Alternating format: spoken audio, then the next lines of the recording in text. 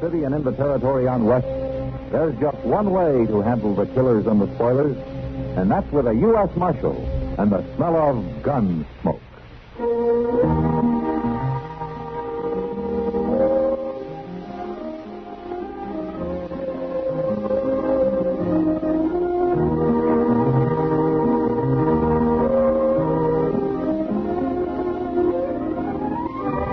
Gunsmoke, starring William Conrad.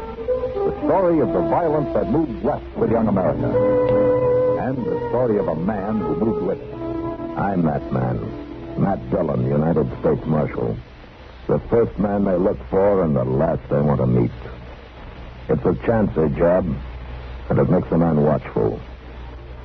And a little lonely.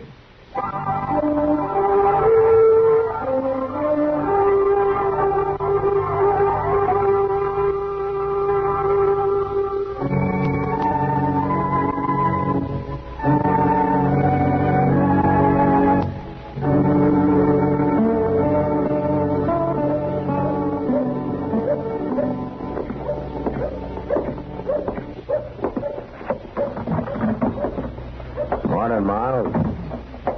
17 minutes, Matthew. 17 minutes exactly since I sent that boy to find you. Oh, is that so? A crime has occurred, Matthew. And dawdling over your breakfast coffee is not likely to bring the culprit to justice. The boy said somebody broke into your store last night, Miles. Aye. How'd they get in? Well, by breaking the glass in the back window. 2 panes at $4.32 a pane. You know, Miles, I told you a year ago you ought to put gratings over those windows like the rest of the stores in town. Aye, but gratings cost money, Matthew. Yeah, and so do burglaries. Oh, what did they take? Well, I've been compiling a list. Now, here's exactly what's missing. 1 blue blanket, retail price $6.40. 1 blue denim jacket, size 36, retail price $3. The prices aren't important, Miles. Oh, to me they are. I have a certain respect for money. Yeah, so I've heard. What else is missing? Well, now, let me see. 1 hat, gray, Stetson, of course, finest quality. Yeah, I know. I got one, Miles. Go on with the rest of your list. 1 pair of boots, size 6, hand-tooled, inlaid with kid, retail price. Here, let me take a look at it, will you? Oh, Thanks. 2 flannel shirts, 5 pounds slab of bacon, 3 pounds of dried beans, pound of salt, box of matches, a skillet. Looks like you've just grub staked somebody, Miles. I expect you to recover each and every one of those items. I'll try to. 1 canteen, 1 hand axe, 2 pounds of cheese, and 1 .44 caliber Colt revolver. Model 6A, retails at $56.80. What about cartridges? You don't have them on the list. I'm out of cartridges. I'm expecting a case in today. Well, the gun won't be much use without them. Wonder if any place else was robbed last night. Good heavens. Now, what's the matter? Here's something else has been taken, Matthew. There were 3 bottles right there on that shelf, and now there's only 2. Bottles of what? Yeah, perfume. Imported all the way from Paris, France. Now, what would a man like to grub stake himself want to steal perfume for? Maybe it wasn't a man, Miles. Huh? And the size of those boots and the jacket.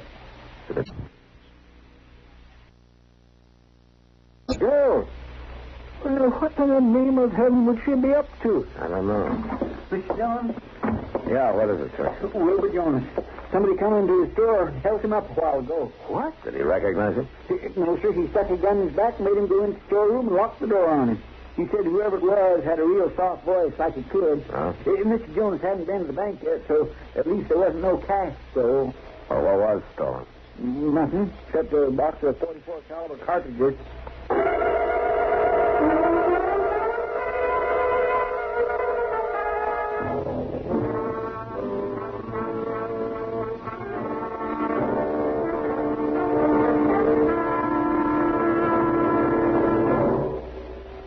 When you sign up for a course or series of courses with the United States Armed Forces Institute, you're getting the same education normally available in civilian schools and colleges.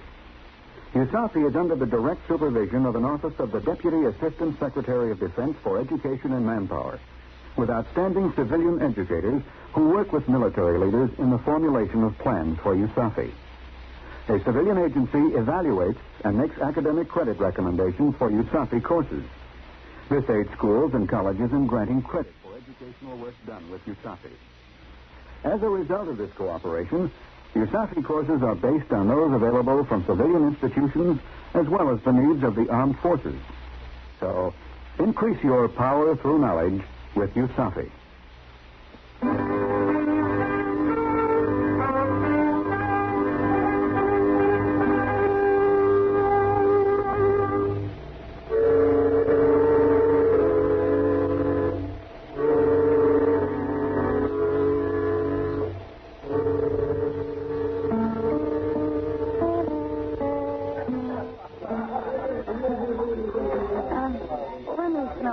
Again, will you, Matt? Yeah, sure, Kitty, sure.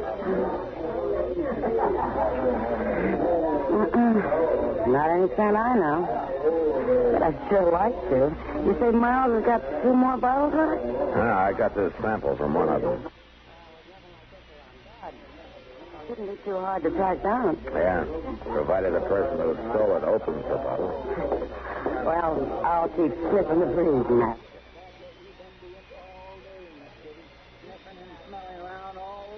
Like a couple of hound dogs. But we ain't caught a whiff of this stuff. Well, you wouldn't be likely to, Chester. Maybe this girl, if there is a girl, has already left town.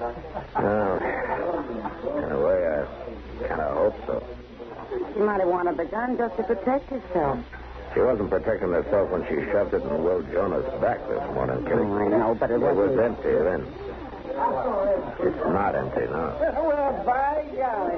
I was just wondering who I'd let buy me a drink this evening. Yeah?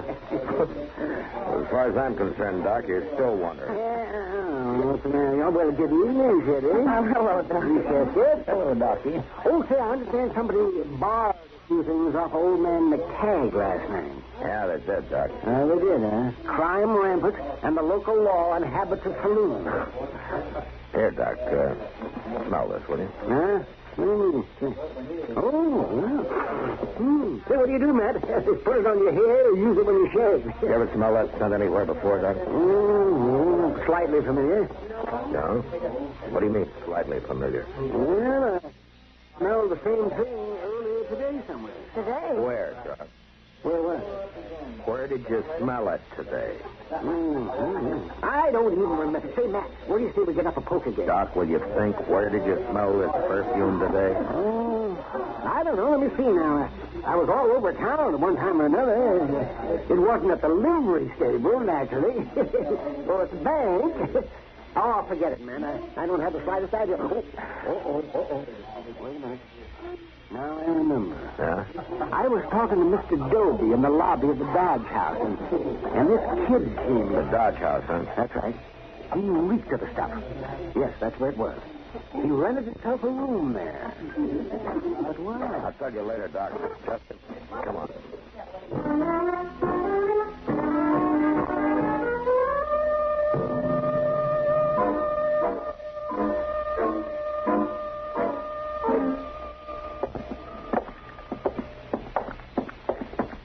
Next door on the left there, Mr. Dillon, according to what Mr. Doby said. Yeah. Be careful of that water pitcher. You reckon he'll put up a fight?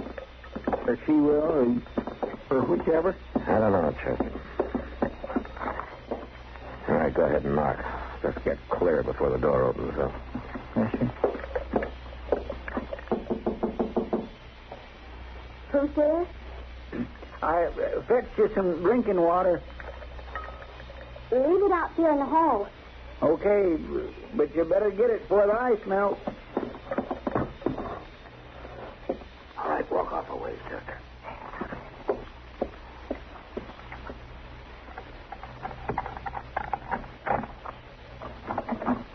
Get your hands up. You're under arrest. What? Chester, come here, take the gun. All right, get back in the room. No use getting the whole hotel stirred up. I ain't done nothing. You got no call to arrest me. Inside, I said. Golly, if you wasn't right, Mr. Dillon, it is a girl. You mind your own business. Who are you anyway? What? He's a U.S. Marshal. That's who he is. Oh, Marshal? Where did you get that shirt you're wearing, miss? And the boots. And what about this gun? Where do you think I got 'em? I don't think I know. Now, what's your name? My name's Willie Beaver, and I'm from down around Osage Junction. Willie? What kind of a name's that for a female? Why, you shut your tail, you Willie. rascal. Now, How old are you? 16. If any of your business. 16, huh? Why did you break into that store last night? Who says I did? The clothes you're wearing, that Stetson on the bed over there, the stuff all over this room, every bit of it was stolen. How'd you figure it was me, Marshal? That perfume you took. Doc Adams was down in the lobby when you rented your room here. He smelled it on you. Oh, I guess I know that perfume was going to bring bad luck. Them other things I needed. But that there perfume I just wanted. Never had none before. Never even smelt none. Just heard about it. What are you doing, running away from home? I ain't running. I'd already run. You was to drag me with wild horses. I wouldn't go back there. Why not? You knowed my stepfather. You wouldn't ask why not. Work a body to their death. That's all he knows. He's got a dry farm down here. Ain't never going to be worth nothing no matter what. He'll work day and night just like a man. I ain't never even owned a dress. Oh, I don't believe in going in for frills. Yeah, I see. He beats me, too. Last time he done it 2 days ago, I just lit out. Look, mister. You see that bruise on the side of my head? you see what... Oh, for land's sake, answer that. If I get your hands on me, just you make a move, Marshal, and I'll blow this feller's backbone clean through his belly. I'm not moving. Just take it easy, Chester. Right back out now, mister. Away from the door. Well, I didn't run away from home just to end up in no jail. Where are you going to end up, Willie? And never you mind about me, Marshal. Now you two just stay put. Oh, I guess I'm awful sorry, Mr. Dillon. I didn't have no idea what she was up to. She doesn't either, Chester. Not your trouble. Darn fool kid. Yeah. Darn fool kid. With a loaded gun.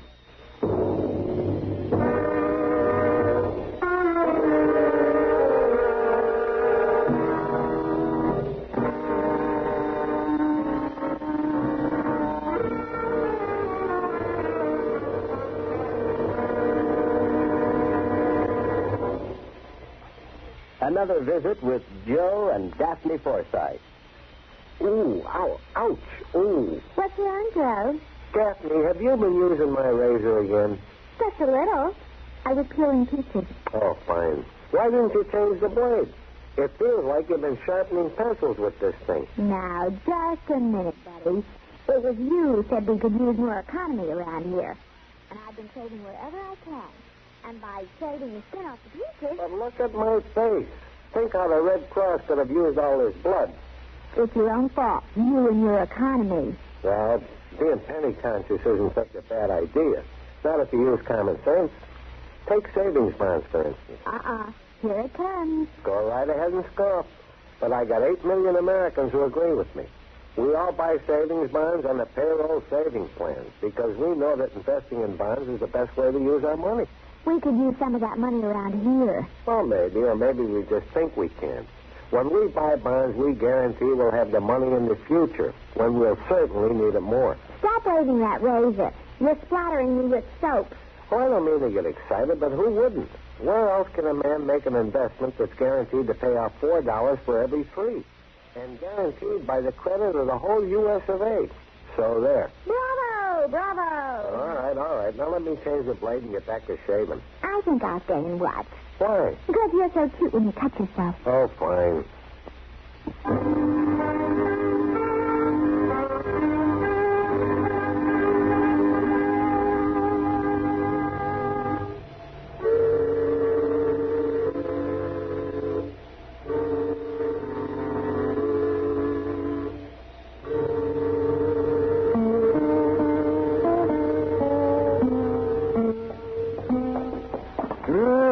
Now, Matthew, this shirt's not been worn. Won't have to discount it, at least Now, the same goes for this skillet, Miles. And the blanket, canteen, hand axe. None of these beans been used neither, Miss McCagg. No, just hold your horses, you two. I got to weigh this cheese. Oh, for land's sake, that's way. Yeah, a man can't calculate his profit without knowing his cost. And you son of it was gone. She ate about 20 cents worth off that corner there. 22 cents to be exact. Well, at least she didn't have time to eat any of your bacon, Miles. Oh, there you are. Yeah, it's about the size of it. That's all we found in her room. Yeah, those are just the low-price items, Matthew. She still got away with a $12.50 pair of boots. She hasn't gotten away yet, Miles. We'll find her before the night's over. Yeah, we know what she looks like now, at least. And we know her name. Wade Beaver. Hey, homesteader's child, you say? Yeah. Dry farm down toward Osage. Case of too much work, I guess. And too little of anything else. Mighty hard living, dry farming. Doesn't pay much of anything to speak of. Not much. Matthew, look, if you catch her and you get back those boots and that gun and the other items, well, what I mean is she can keep that perfume if she wants it. Well, forevermore. I couldn't sell it anyway. She's used some of it. Yeah, sure, Miles. I understand. Poor child. Child wandering around alone. Well, come find it. Don't just stand there staring at me. I'm not staring at you, Miles. I'm just listening to you, that's all. Oh, smirking like a cat in a birdcage. I told you that perfume isn't saleable now. You go on out and catch that young ruffian. You bring her to justice. Stealing from honest, God-fearing folk. Violating private... All right, Miles, all right. And if you get that gun and those boots back and does not hurt any... And the denim jacket, too. Well, I'll give that child a dress right out of my stock. My land gracious. Well, it's not a matter of sentiment, no. It's just that it isn't fit for a young girl to go into court dressed like a man. It's no decent. Yeah, sure, Miles. I know what you mean. Just a proper respect for appearances. That's all it is, isn't it? Oh, confound the both of you. You're trying to accuse a man of charity when he hasn't an ounce of it in his entire nature. That's your stage off, it sounded like. Yeah, come on, Chester. Let's find out.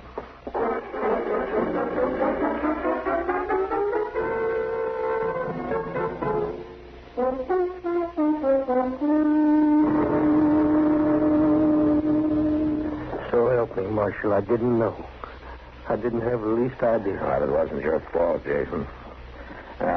Chester, did you send somebody to find Doc? Yes, we did. The Bryson boy went to fetch him, Mr. Dillon. That load was a girl. I just opened the safe and then let her have the money. I wouldn't have shot no girl. Not if I'd known. He couldn't have been expected to know, Jason. Oh.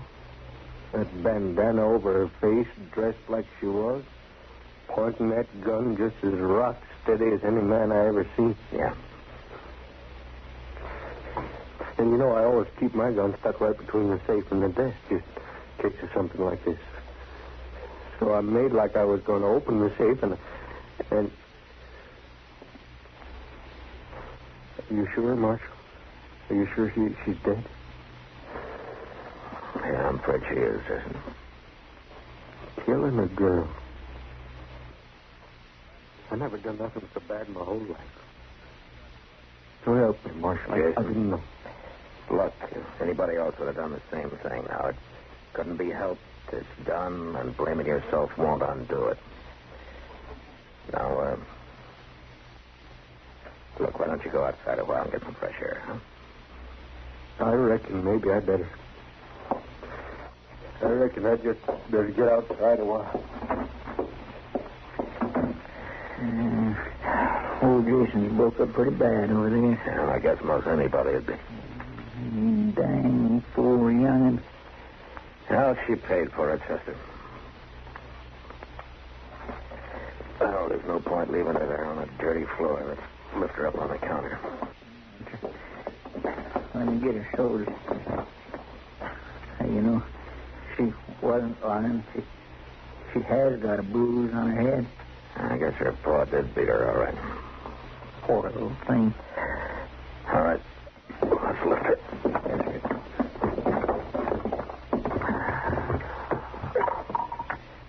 what's that fellow out of a jacket?